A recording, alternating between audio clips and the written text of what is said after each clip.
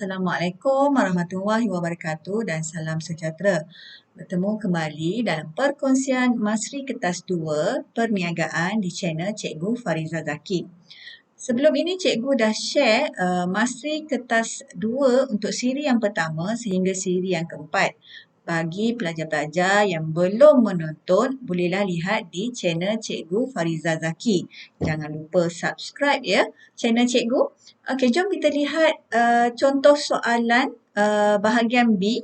Okey, ini adalah soalan daripada negeri Selangor, soalan nombor 8. Okey, soalan nombor 8 kalau pelajar bandingkan dengan soalan yang pernah cikgu share dalam siri yang pertama dan juga siri keempat, soalan siri pertama sehingga keempat soalannya pendek-pendek. Bagi soalan kali ini, soalan nombor 8 nampak panjang sikit berbanding bahagian A. Okey, soalan 8. Soalan 7, 8, 9, tiga soalan di bahagian B di mana pelajar perlu menjawab 2 soalan saja. Go through pada ketiga-tiga soalan, kemudian pilihlah mana-mana soalan yang boleh bagi markah yang tinggi. Markah yang tinggi apabila pelajar menjawab soalan di bahagian B. Okey, ini soalan nombor 8 Selangor. Tengok pada situasi soalan agak panjang, selain pada maklumat diberi juga graf. Okey, so mari kita lihat soalan.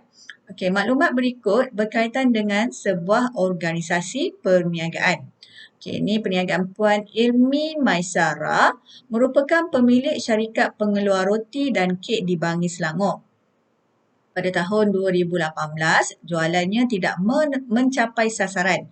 Oleh itu, bermula tahun 2019, beliau membuat keputusan untuk membangunkan laman sesawang perniagaan bagi melancarkan pengurusan syarikat yang mesra teknologi dan berdaya saing. Okey, so 2018 sasaran jualannya tidak mencapai. Pada tahun 2019 dia membangunkan laman sesawang. Okey, justru terdapat kesan ketara terhadap perniagaan terutama jualan.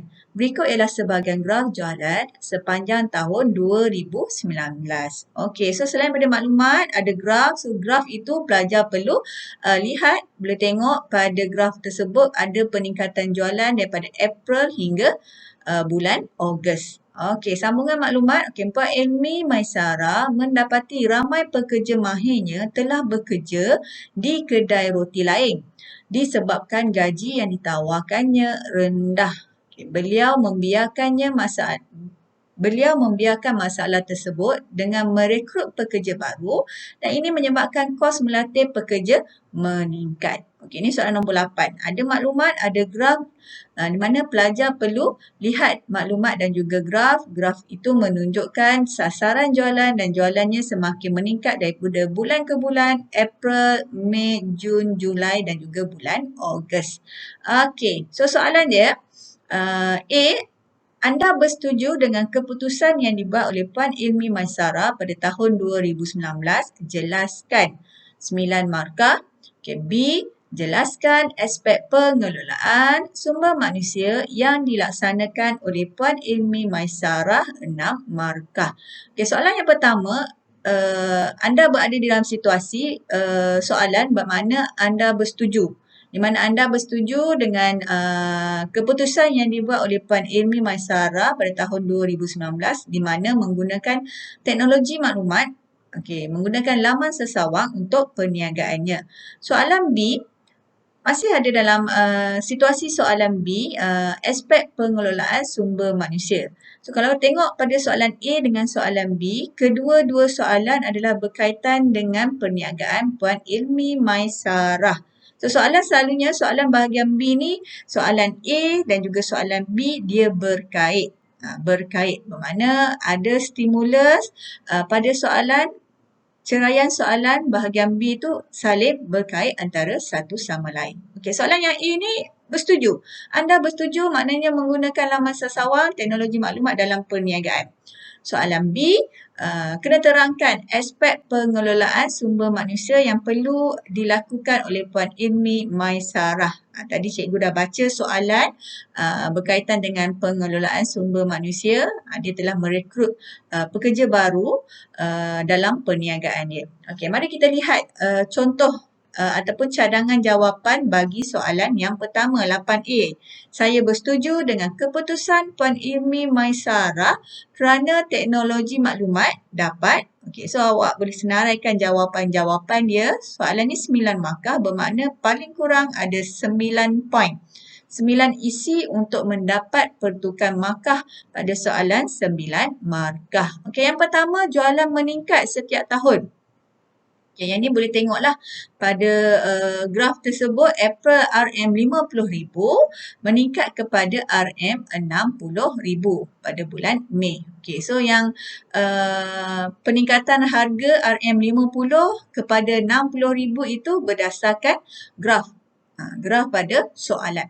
Okay, yang kedua, jualan melebihi sasaran. Okey, sasaran RM30,000 dan jualan RM50,000 pada bulan April. Ataupun boleh ambil contoh bulan Mei ataupun bulan Ogos. Okey, itu contoh jawapan yang kedua. Okey, yang ketiga, teknologi maklumat juga menyampaikan maklumat perniagaan. Okay, H4. Poin yang keempat, harga, gambar, bahan, kandungan dan lain-lain. Sama ada kandungan dalam roti ataupun kek. Boleh disampaikan. Okay, memudahkan interaksi antara pelanggan dengan pembekal. Yang keenam, teknologi maklumat juga membolehkan menerima atau /membuat tempahan. Okay, yang ketujuh, menerima /membuat bayaran /e-banking. Okay, so e-banking ini pembelian barang secara online. Maknanya buat bayaran secara online, Maybank to you, Bank Islam Klik ke, itu contoh e-banking. Okay, yang seterusnya, 8, maklumat boleh dicetak, disimpan, direkod sebagai bukti. So, maklumat dalam iklan ataupun laman sesawang yang kita gunakan teknologi maklumat tu kita boleh cetak. Okey, yang ke-9, memudahkan penghantaran dokumen, sebut harga, surat, memo atau dokumen perniagaan.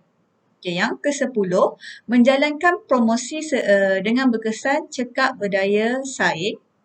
Kita guna e-pemasaran ataupun e-dagang. Kemudian yang ke-11, meluaskan pasaran. Meluaskan pasaran. 12, menjimatkan kos /jimat belanja promosi. Okey, 13. Poin yang ke-13. Okey, kita guna teknologi maklumat, urusan yang dijalankan dengan segera, cepat, jimat masa, tak perlu beratur. Dan 14, penggunaan 24 jam. So, kalau kita guna laman sesawang ataupun shopping secara e-dagang, e-banking, kita boleh buat secara di mana-mana penggunaannya 24 jam. Dan yang terakhir, yang boleh kita tulis sebagai jawapan ke-15, H15, pengurusan lebih sistematik, efisien ataupun mesra pengguna. So, kalau tengok pada contoh pemarkahan ada 15 isi. Okay, so maksimum pada soalan nombor 8A ni peruntukan markah hanyalah 9 sahaja. Digalakkan menjawab lebih. Kalau tak boleh nak bagi jawapan lebih, paling kurang pelajar boleh menulis 9 poin. Kenapa menggunakan teknologi maklumat dalam perniagaan. Okey, bagi soalan B. Okay, bagi soalan B, aspek pengelolaan sumber manusia. Tadi dah cakap, cikgu dah bacakan soalan. Dia merekrut pekerja yang baru. Pekerja lama dia pun dah beralih kepada perniagaan lain. Okay, so kenapa perlu mengelola sumber manusia dengan baik? Okay, H1 cara ataupun aspek pengelolaan sumber manusia ialah membuat sistem penggajian yang kompetitif. Maknanya bagi gaji yang sesuai dengan kerja, bandingkan juga dengan perniagaan lain, jangan terlampau rendah ataupun terlampau tinggi. Kalau terlampau rendah, pekerja boleh beralih arah ke perniagaan lain. Okay, H2, sebab apa kena pengelolaan aspek sumber manusia? Untuk mengekalkan kesetiaan pekerja. Gaji itu yang kompetitif supaya pekerja setia dengan perniagaan kita. Okey, H3, mengurangkan kos melatih pekerja baru. Okey, kos melatih pekerja baru akan meningkat. Tadi dia merekrut pekerja baru, so kos akan meningkatlah. Kecuali kalau pekerja yang asal kita hantar pergi latihan, itu boleh menjimatkan kos. Okey, H4, poin yang keempat, membayar gaji yang tinggi kepada pekerja yang telah lama berkhidmat. Yang berpengalaman ataupun pekerja mahir. Okay, H5 memberi penghargaan kepada pekerja yang banyak memberi sumbangan kepada syarikat.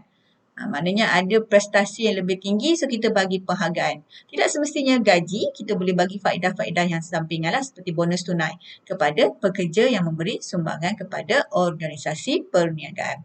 Okey, H6, poin yang ke-6, memberi ganjaran insentif kepada pekerja. Seperti cikgu beritahu tadi, bonus tunai, pakej percutian, melancong.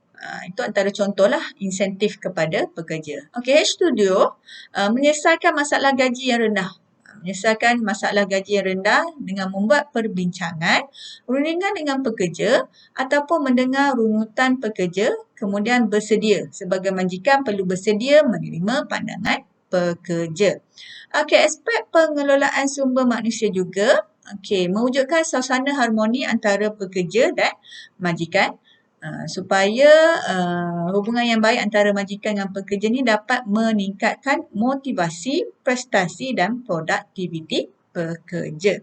Okey, kalau tengok pada contoh jawapan ataupun skema peraturan pemakahan bagi soalan 8B ni ada 10 isi, tapi peruntukan markah bagi soalan 8B hanyalah 6 markah. So, sekurang-kurangnya 6 isi, 6 huraian aspek pengelolaan sumber manusia supaya dapat markah 6 markah seperti yang diperuntukkan pada soalan. Okey, itu saja untuk perkongsian hari ini. Jangan lupa berjumpa lagi di perkongsian akan datang. Jangan lupa subscribe channel Cikgu Fariza Zaki.